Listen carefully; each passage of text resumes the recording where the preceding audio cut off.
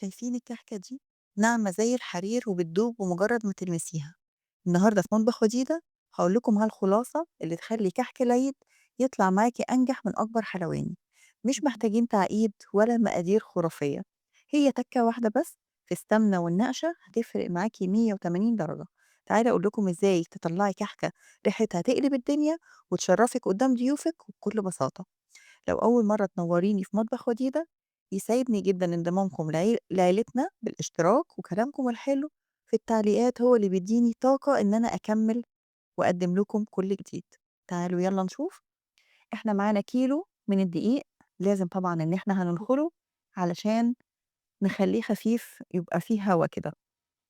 هننخله تمام كده، ونحط عليه ربع معلقة صغيرة ملح، ومعلقة ونص صغيرة بيكنج باودر، معلقة ونص صغيرة، ومعلقة ونص كبيرة لبن بودر، ده بيدّي له لون حلو جدًا، جدًا.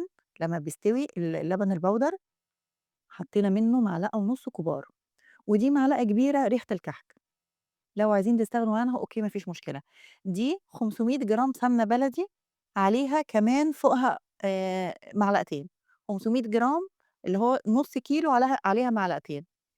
أنا مش باغليها شوية، أنا باسخّنها بس وحطيت فيها معلقتين سمسم كبار يتحمّر كده شوية، لإن السمسم بتاعي كان أبيض. لو بتاعكم اللي هو السمسم اللي عندكم متحمّر لآخد لون فخلاص ما تحطّوهوش جوّه السمنة. أنا بتاعي كان أبيض خالص خدته عشان يبقى ليه لون. هننزّله بقى كده على الدقيق، ونبدأ إن إحنا نقلّبه كويس أوي في الدقيق، وهنبِس بعد كده بس لمّا يبرد شوية، لإن هو كده سُخن جدًا. عقبال ما يبرد شوية هنعمل بس الخميرة نسيبها عشان تفور شوية. دي تِلت كوباية مَيّة دافية، هنحُط عليها معلقتين سُكّر كبار، ومعلقة خميرة فورية كبيرة برضه، ونقلِّب كويس ونسيبها على جنب تخمر كده مع نفسها وتفور، عقبال ما إحنا نبِس الدقيق ده في السمنة. هي بردت كده شوية، هنبدأ بقى إن إحنا نبِسّه، ودي خطوة مهمة جدًا في الكحك. عايزين كحك ناعم ودايب دوب كده، لازم البَس يبقى كويس أوي كتير فترة. يعني أنا قعدت 12 دقيقة أبِسّه، لو أكتر 10 ما هو ما بين 10 ل15. البَس يعني إن أنتِ تاخدي شوية وتفضلي ت ت تعمليهم بإيدِك، تفرُكيهم بإيدِك زي ما أنتِ شُفتِ كده. أنا كده قعدت 12 دقيقة وعايزة أعمل اختبار كده أشوفه هو أهو. الاختبار إن إحنا ناخد كورة صغنّنة ونحط صباعنا فيه كده، لو ما فيش تشقُّقات يبقى هو كده اتبَس تمامًا، وبقت كل السمنة جوّه الدقيق، فكده يبقى تمام أوي. دلوقتي بقى هنبدأ ننزل بالخميرة اللي فارت أهي، كوباية اتملت على آخرها، كده الخميرة ماشية صح جدًا. هنبدأ ننزّلها بقى على الدقيق، وما فيش عجن بقى، إحنا بصوابعنا مش بإيدينا كلّها، بصوابعنا بنلِم بس وندخّل الخميرة بالمَيّة دي جوّه الدقيق، بالشكل اللي أنتم شايفينه ده، خفيف أوي لكن العجن هيخلّيه ناشف. ندخّلها وبعد ما نخلّصها ونلاقي المَيّة كلّها اتشربت فيها، هنحس إنها نشفت شوية. هتشوفوا كده، فهنعمل كورة ناخدها برضه ده اختبار ونشوفها، لو في تشقُّق يبقى هتحتاج مش مَيّة، هتحتاج معلقة سمنة تاني. لمّا تلاقيه إن أمّا تعملي كورة وتلاقي إن هي محتاجة فيها تشقُّق، ما تحطّيش مَيّة، المَيّة هتزوّدها أكتر وتبقى ممكن تخلّيها طرية، لكن لمّا تدخل الفرن هتنشف. دي حاجة مهمة جدًا خدوا بالكم منها. بتزوّدوا لمّا يكون في تشقُّق بتزوّدوا معلقة سمنة. فإحنا زوّدنا معلقة سمنة طلعت وعجناها، يعني لفّيناها في بعضها كده ونجرّب تاني. هنعمل نفس الكورة نلفّها بإيدينا كده دايرة، وبعدين نعمل صباعنا كده هنلاقي ما فيش تشقُّقات خالص، يبقى كده العجينة تمام جدًا، مضبوطة جدًا، والسمنة فيه مضبوطة أوي، يبقى خدِت بس كل واحدة على حسب دقيقها، خدِت نُص كيلو سمنة على معلقتين، والمعلقة الأخيرة دي ممكن تتحط أو لأ، على حسب ما تشوفوا. مش بترتاح ولا أي حاجة، إحنا مجرد بس ما لميناها هنبدأ إن إحنا نعمل الكحكات. بناخد كده كحكة مدوّرة، ممكن تعملوها على فكرة بالميزان، بس أنا بالشكل عملتها، مش كبيرة أوي.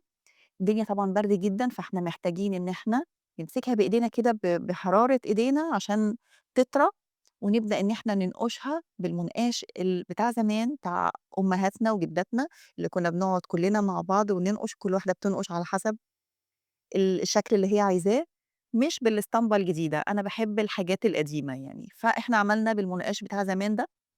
كل واحدة بقى تبدّع وتطلّع النقشة اللي هي حاباها، أنتم حبايبكم وولادكم كلّكم تقعدوا كده تنقشوا براحتكم، بالشكل ده طلعت النقشة حلوة أوي، هاورّيها لكم في الآخر بعد ما يستوي إن النقشة دي هتحافظ على شكلها ومش هتروح. ليه؟ لإن المقادير مضبوطة أوي، الخميرة والbaking powder مضبوطين، والسمنة مضبوطة، فهيطلع الكحك بنفس الشكل اللي دخل بيه الفرن، هيطلع بيه، هيزيد حاجة بسيطة جدًا، والنقشة هتبقى هي، ما فيهاش أي تغيير، ودي اللي بيبين إن الكحك ناجح يعني. فإحنا خلّصنا، نقشنا الحبّة دول، أكيد مش هاعمل كلّه يعني عشان بس وقت الفيديو، هاقعد أنقش، بُصّوا النقشة قد إيه جميلة، كل واحدة بشكل مختلف، هاقعد أعمل الباقي وبعدين أورّيه لكم في الآخر عشان الفيديو ما يطولش. إحنا خلّصنا أهو، دي صينية خلصت، نقشنا، كل النقشات على فكرة مش شكل بعض، إحنا بنلعب بقى، كل واحدة بتعمل النقشة اللي هي حاباها، كلّهم شكلهم قمر أوي، ودي واحدة تانية، إحنا عملنا كل الصواني يعني وخلّصنا وهتبدأ بقى تدخل الفرن، إحنا طلّعناهم الفرن، دخلت الفرن، كنا مشغّلين الفرن تحت بس على درجة حرارة 180 درجة، ما فيش شواية، تحت بس، ما قعدش كتير. قعد تقريبًا ربع ساعة بس كل واحدة على حسب الفرن بتاعها، أنا عندي قعد ربع ساعة، طلع بالشكل القمر اللي أنتم شايفينه ده، آخد لون دهبي خفيف وحلو جدًا والريحة في الوقت ده بتبقى قمر أوي، بِرِد تمامًا، بِرِد ما مسكناهوش، لإن لو مسكناه هيتفرفت، بِرِد تمامًا وهو في الصواني وبعد كده حطيناه بقى خلاص بقى هنبدأ نشيله من الصواني بعد ما بِرِد نحط بقى عليه سُكّر، إحنا حطيناه باوريه لكم قبل السُكّر، باوريكم النقشة زي ما هي لإن السُكّر هيداري. اللون أهو دهبي خفيف وجميل أوي، دايب دوب شايفين، مجرد ما بامسكه بين إيديّا كده بيتفتفت خالص كده وبيبقى دايب، حلو أوي جربوه بالطريقة دي هيعجبكم جدًا، وهتشوفوا إن الكلام اللي أنا باقوله لكم كان مضبوط جدًا في المقادير، شايفين؟ أهي النقشة زي ما أنتم شايفين زي ما هي، ما اتغيّرتش خالص، بنفس ما دخل الفرن طلع، وده باقول لكم دليل إن المقادير كانت مضبوطة. بُصّوا كمان دي حلوة أوي، ودي كمان شكل تاني، يعني عملنا أشكال كتير، قعدنا نلعب بالمنقاش. ده بقى إحنا حطيناه في طبق التقديم وبدأنا نحط عليه السكر البودر، أنا حاطة في السكر البودر كيس فانيليا، لو أنتم حابين أوكي بيدّي له طعم وريحة حلوة، لو مش حابين خلاص أوكي سكر بودر بس بيترش كده على الوش بعد ما يبرد تمامًا، ما تحطوش سكر البودر وهو سخن لإن هيمتصه وهتلاقيه السكر لزّق عليه، فلازم الكحك يبرد أوي خالص يعني، وبعد كده نبدأ إن إحنا نضيف السكر ونحطه عشان نقدر كمان نحطه فوق بعضه بالشكل ده، شايفين بقى بعد ما حطينا عليه السكر برضه حتى النقشة باينة من تحت السكر، ما فيش أي تغيير في الشكل، وزي ما وريتكم الكحك دايب جدًا وطعمه يهبل، وآخد اللون الدهبي المضبوط جدًا اللي هو اللون الدهبي ده بيبقى ليه طعم حلو، والسمنة لمّا بتتسخّن وتتحط عليه بيدّي له ريحة حلوة جدًا، ريحة زمان، ريحة بيوتنا زمان، ريحة بيوت أمهاتنا يعني زمان. زمان كان الكحك يعني اللمة قبل ما يكون أكل، كان صوت المنقاش على الصاجات هو اللي بيحسسنا إن العيد جه خلاص. الكحكة الصح هي اللي تحسي إن فيها بركة إيديكِ وحُبِّك لبيتِك. إحنا النهارده مش بنعمل حلويات، إحنا بنعمل ذكريات حلوة لولادنا وللحبايب، علشان لمّا يدوقوا كحكة مطبخ وديدة يعرفوا إن لسه في أصل ونَفَس مصري أصيل. أهو الكحكات حلوة جدًا، هاوريكم كده لمّا أقطمها، اللون اللي جوّه حلو أوي، أوي، شايفين اللون الدهبي؟ شايفين من جوّه عامل زي الدهب، لونه آخد لون سِوَى تحفة، ودي على فكرة لون السِوَى ده مش تسوية بس، لون السِوَى ده كمان من السمنة اللي اتسخّنت، السمنة اللي اتسخّنت بتدّي العجين لون حلو أوي. بيخلّيه آخد لون حلو جدًا، اللون اللي أنتم شايفينه ده، اللون الدهبي الجميل ده، أهو طبق أصلًا يفتح النِفس، وعلى فكرة مش هي دي الكمية كلّها، في تاني بس إحنا حطينا ده على قد الطبق يعني. دي بقى الحاجات اللي أنا عملتها الأسبوع اللي فات ده كلّه، اللي هو أنا نزّلت لكم أهو الكحك النهارده، عملت كمان البيتي فور بالأشكال اللي أنتم شايفينه ده، وعملت الغريبة، الغريبة والبيتي فور هينزلوا إن شاء الله في الفيديوهات اللي جاية.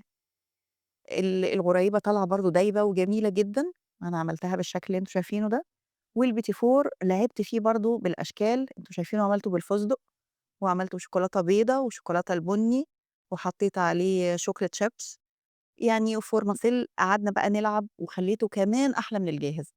هتنزل لكم الحاجات دي بإذن الله في الفيديوهات اللي جاية، إن شاء الله تشوفوها معايا. شايفين شكل البيتي فور قد إيه جميل، وطعمه كمان كان جميل أوي. بصوا على الجمال والنقشة واضحة ومظبوطة واللون ذهبي خفيف يشرح القلب.